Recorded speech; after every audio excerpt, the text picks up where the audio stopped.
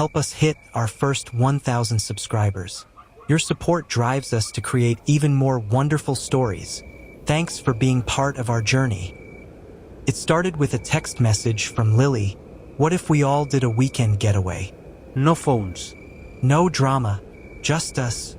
Within minutes, the group chat was blowing up with heart emojis and "I'm in" messages. There were 10 of us. 5 couples who'd been friends for years. Weddings, birthdays, breakups, even a miscarriage. We'd been through everything together. We called ourselves the Circle, and for the most part, we believed that meant something. Lily and her boyfriend Marcus offered to organize the whole thing. A private cabin in the woods, huge living room, fireplace, a hot tub, even a lake nearby. No cell reception, no neighbors for miles, just us. It sounded perfect. I remember packing with my girlfriend, Jess, that Thursday night. She was excited, humming and folding sweaters into a neat row in her suitcase. You think they have board games there? She asked, smiling. I laughed. If not, we'll make our own. She kissed me on the cheek and said, I just want this weekend to feel like old times. She meant before things got complicated, but she didn't say that part out loud. We arrived Friday evening. The sun was setting behind the pines as we pulled up to the cabin. It looked like something out of a luxury travel vlog. Inside, the lights were warm, the fire already crackling. Lily greeted us with mugs of hot cider and a grin like she'd just won something. Welcome to the drama-free zone, she said. Only later would I realize how forced that smile really was. That night we cooked together, laughed, took silly Polaroids. It felt like friendship in its purest form, like nothing could touch us up here. At one point, Marcus raised his glass and said, To the Circle stronger than ever. Everyone cheered, but across the firelight, I noticed Emily hesitate for half a second before clinking her glass. Her fiancé, Jake, didn't notice, but I did. It was quick, like she had something caught in her throat. I should have asked, but I didn't. We went to sleep that night in thick blankets and soft pillows, believing the world outside had been left far behind. But inside the walls of that beautiful cabin, something rotten was already growing. The next morning started with laughter and pancakes. Marcus was on omelet duty, pretending to be a Michelin chef. Lily sat on the porch with a blanket around her shoulders, sipping coffee like a queen. Jess curled up beside me on the couch and whispered, This might actually be the most peaceful group trip we've ever done. I believed her. Back then, I still believed a lot of things. Around noon, we gathered in the living room with mugs of hot chocolate and board games. Jake threw out a suggestion. Let's play something real, no teams, just truths. Everyone raised eyebrows. What kind of truths? Zoe asked, her voice light but cautious. Jake grinned. Let's do this. For the next 48 hours, no lying, no secrets. If someone asks you a question, you answer full honesty. It sounded ridiculous, but Lily clapped her hands like it was genius. Yes, I love that. Let's call it the pact. She pulled a Sharpie from her bag, grabbed a napkin, and scribbled the words. No secrets, no lies, just truth, 48 hours. She passed it around, and one by one we signed it. It felt silly, but somehow also thrilling. Emily was the last to sign. She hesitated, held the pen too long, then finally scribbled her name and tucked her hair behind her ear. Jake leaned over and kissed her temple. She smiled, but her eyes didn't. That night, the fire was louder than the conversations. Everyone had a drink in hand, and the game began. Jess asked Liam, Have you ever cheated in a relationship? He blinked, then nodded once. College, one time. I hated myself for it. Zoe gasped. You? You seem so loyal. He looked at his girlfriend, Nora. She didn't say anything, but her jaw tightened. Nora turned to Zoe. Your turn. Ever had a crush on someone in this room? The room lit up with, ooh. Zoe blushed, then laughed. I mean, yeah, years ago, on Marcus. Silence. Even Marcus looked surprised. Lily's smile stayed on her face. But just barely. Oh, she said. That's new. Everyone laughed it off. But the energy in the room had shifted. The air got heavier. Suddenly, this game didn't feel like a joke anymore. It felt like something had opened, and it wouldn't close so easily. I looked around the room and saw 10 people sitting close together, but every single one of us was hiding something. That night, the laughter came a little more forced. People still smiled, but the edges were tighter. You could feel it in the pauses, the way eyes lingered too long, the way some jokes didn't quite land. After dinner, we sat in a circle again. Only this time, the drinks were stronger, the fire was lower, and the silences deeper. Zoe asked Marcus, if Lily hadn't made the first move, would you still have gone after her? Marcus froze for just a second too long, then smirked, of course.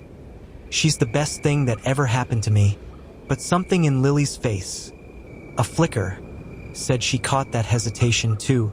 Jess leaned over to me and whispered, "This game is getting weird." I nodded, but I didn't stop it. None of us did. That's when Liam stood up and said, "You know what? I've got something fun." He pulled out his GoPro from his backpack and held it up like a trophy. Thought I'd record some footage this weekend, just background stuff. Candid, natural, nothing staged. Creepy, Emily muttered under her breath. But Jake laughed, "As long as you don't film us in the shower, we're good." Liam set the camera on the shelf above the fireplace. Red light blinking. "Just recording the vibe," he said. Nobody objected. At the time, it felt innocent, harmless, but it wasn't. Later, as people drifted to bed, Jess and I sat outside on the porch. The night was cold, but her hand in mine was warm. "I feel like something's brewing," she said. I looked at her. "What do you mean?" She hesitated, then shrugged. "I don't know. People feel off." Inside, I could still hear faint voices. Someone was laughing, but it wasn't the kind of laugh that makes you feel safe. It was sharp, nervous, like someone trying to distract from something else. When we finally went to bed, I looked back at the red light blinking from the GoPro, just a tiny bit in the dark, recording everything, even what it shouldn't. And in the room next door, 2 people who weren't a couple never made it to their separate beds. The morning sun poured through the wooden blinds, soft and golden, but the warmth didn't reach everyone. Some woke up tangled in the arms they were supposed to. Others did not. I woke up to the sound of a door closing softly, then quiet footsteps across the hallway. Jess was still asleep beside me, her breathing slow and even, but I couldn't fall back asleep. Something in the air felt off, like the cabin itself was holding its breath. I walked into the kitchen, expecting the smell of coffee and laughter. Instead, I found Emily sitting alone at the counter, dark circles under her eyes, one hand wrapped around a cold mug of tea. She didn't look up. "Morning," I said. She blinked, then forced a smile. "Did you sleep well?" I nodded. "You?" She didn't answer. Minutes later, Lily and Marcus walked in together. They looked tense. Their usual playful banter was gone. Lily didn't even glance at Marcus when she poured her coffee. He tried to say something, but she cut him off with a single look. By the time everyone gathered in the living room, the vibe had shifted completely. No jokes, no games, only glances. Quiet, sharp glances, and a weight none of us could name. Liam finally broke the silence. "Anyone want to see what the GoPro picked up last night?" A few people laughed nervously. Zoe shook her head. "Why?" "So we can watch ourselves being idiots." But Jake was curious. "Yeah, put it on. Let's see what the vibe looked like." Liam connected the GoPro to the TV. Static, then footage. The living room lit by firelight. People moving, drinking, laughing, all harmless at first. Then the footage sped up, time-lapse, until midnight hit, and the screen froze. Someone was kissing someone.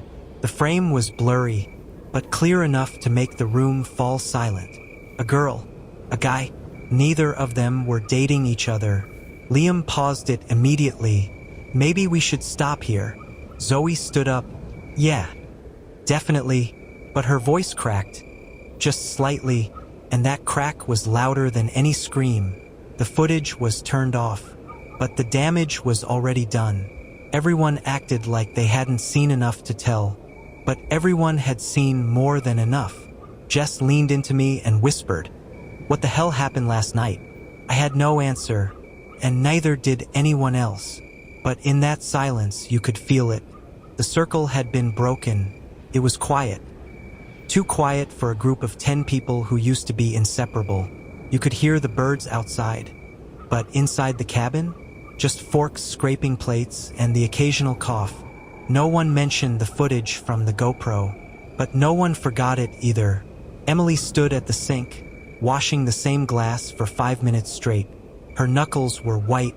Jake walked in behind her, yawning, stretching like nothing happened. He kissed her on the shoulder. She flinched.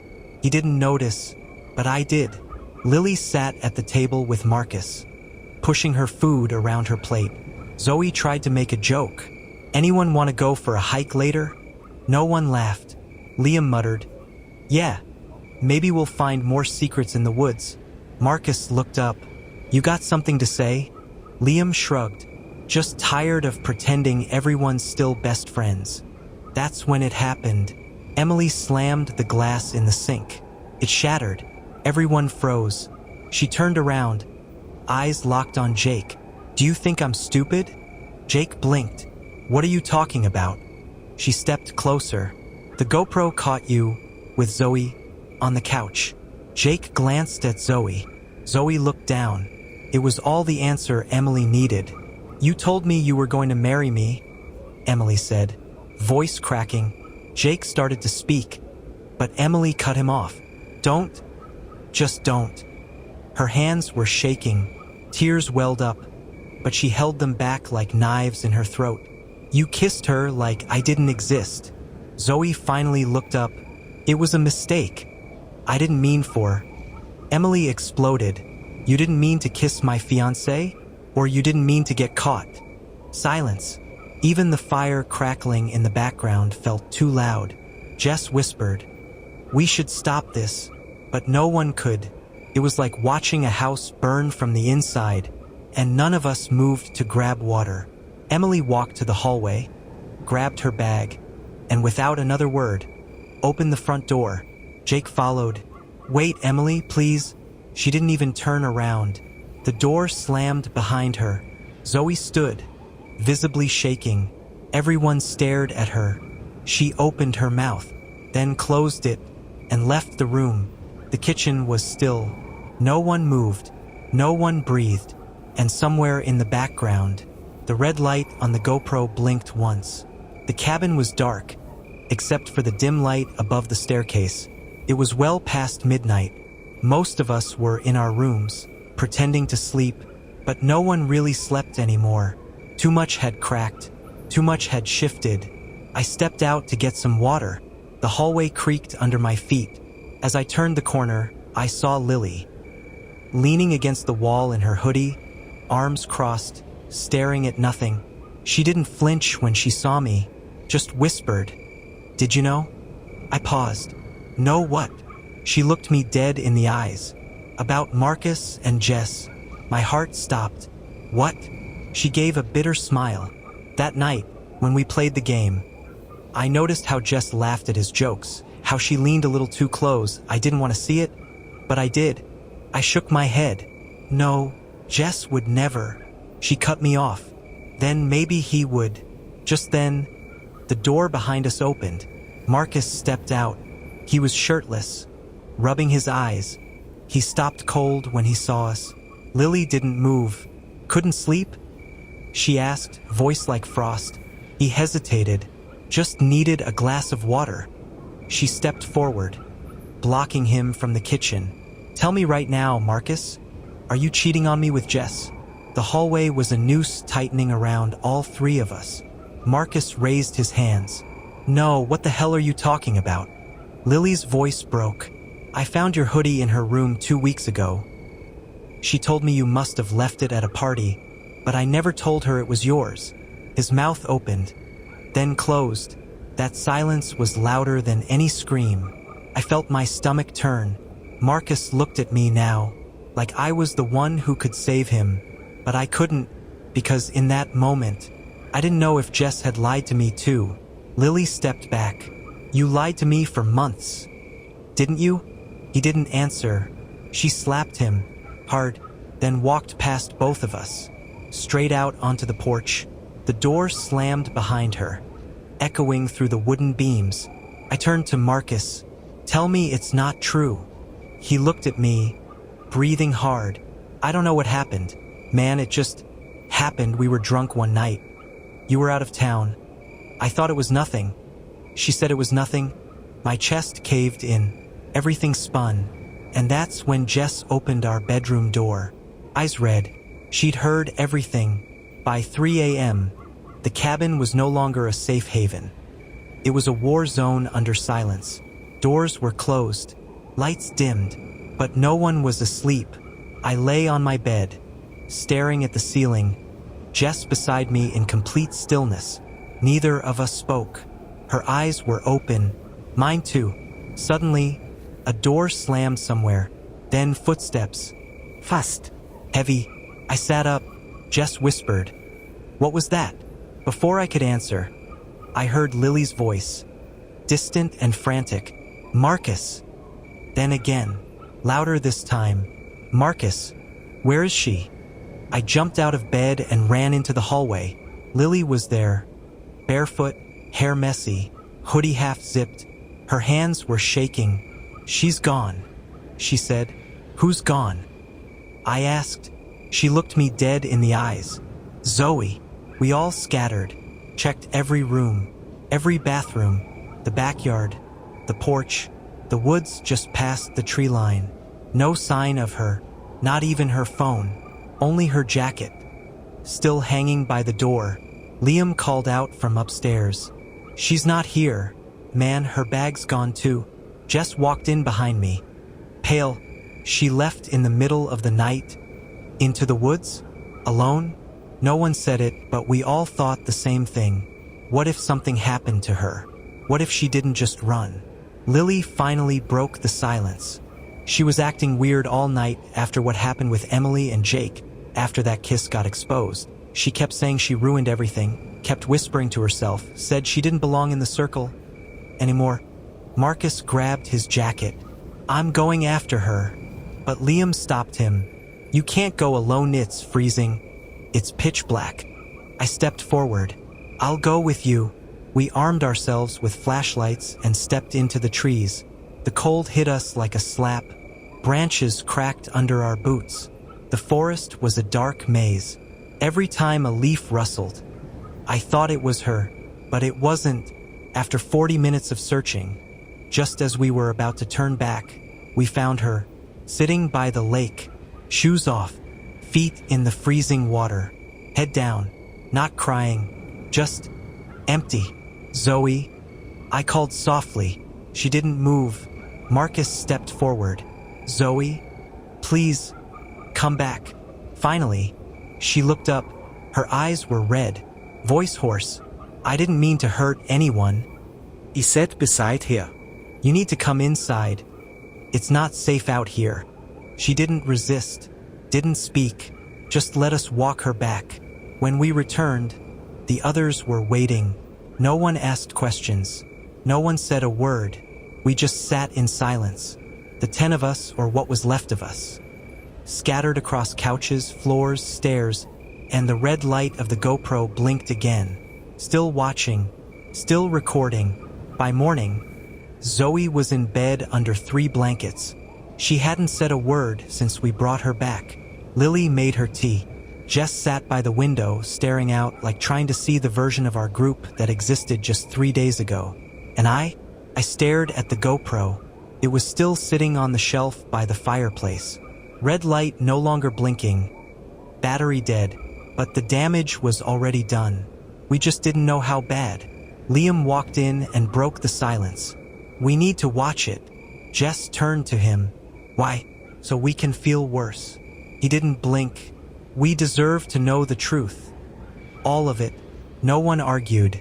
Not this time. We were past pretending. So we charged the GoPro, hooked it up to the TV, and pressed play. The footage started with harmless moments. Board games, couch banter, some wine being spilled, people laughing. But as it got closer to midnight, everyone went quiet in the room. Even in real life, we were holding our breath. And then, the moment Emily had left the room, Jake stood in the kitchen. Alone, Zoe walked in. She reached for a bottle of wine. Their hands touched, and he leaned in fast. The kiss was desperate, and it lasted longer than it should have. Emily's face tightened as she sat on the armrest. Watching it all, Zoe turned her face away. Jake just closed his eyes. The video didn't stop. Next clip, Lily and Marcus were cleaning up in the kitchen. He was behind her, too close. His hand brushed her back. She turned. He whispered something. Then, they kissed. Jess stood up. Pause it. I did. No one breathed.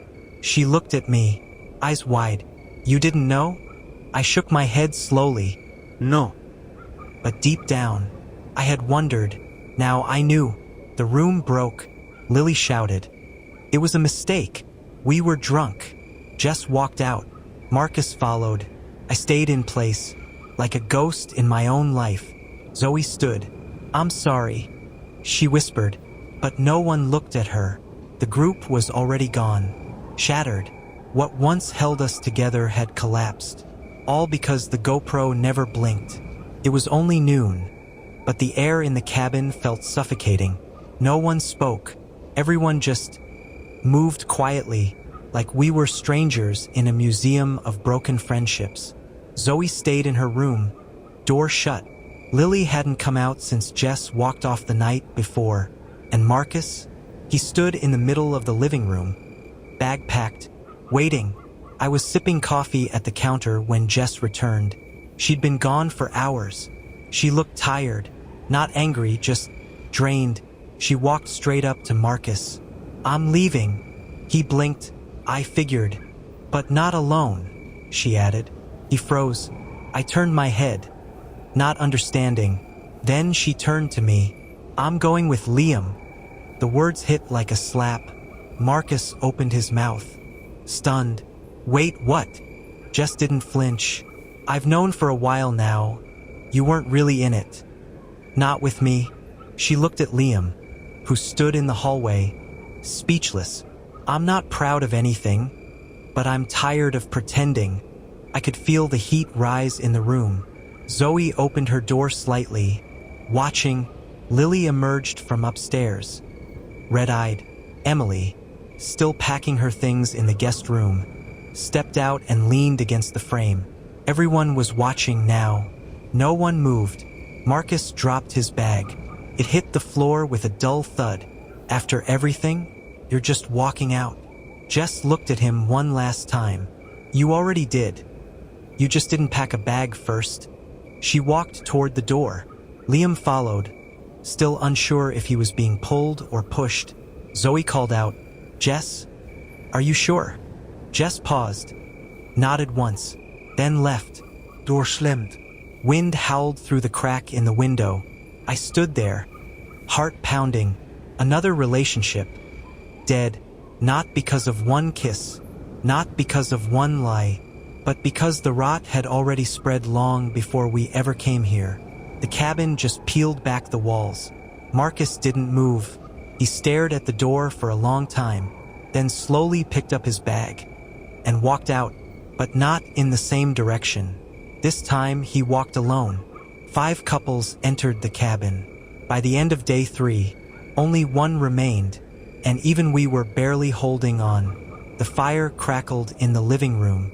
It was the last night in the cabin, but no one dared call it a trip anymore.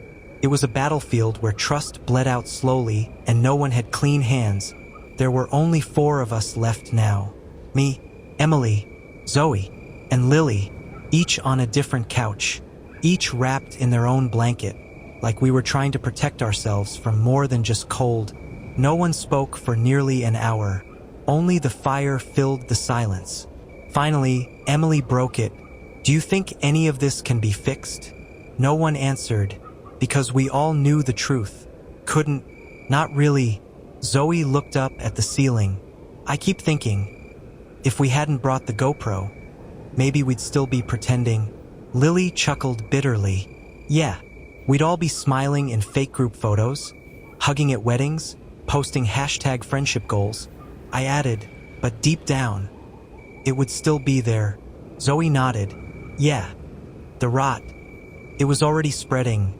The camera just turned on the light." Emily turned to me. "Did you ever cheat?" Her question was sharp, unexpected, but honest. I looked her in the eyes. "No." She stared a moment longer, then nodded. "Okay, that was it. No thank you. No im sorry. Just okay." Later that night, after the others had gone to bed, I sat by the fireplace, alone, staring at the last glowing embers. And that's when Zoe came back down. She looked different, calmer, tired, but free. "I wanted to tell you something," she said. I looked up. "What is it?" She hesitated, then spoke quietly. "Emily wasn't the only one Jake kissed that night."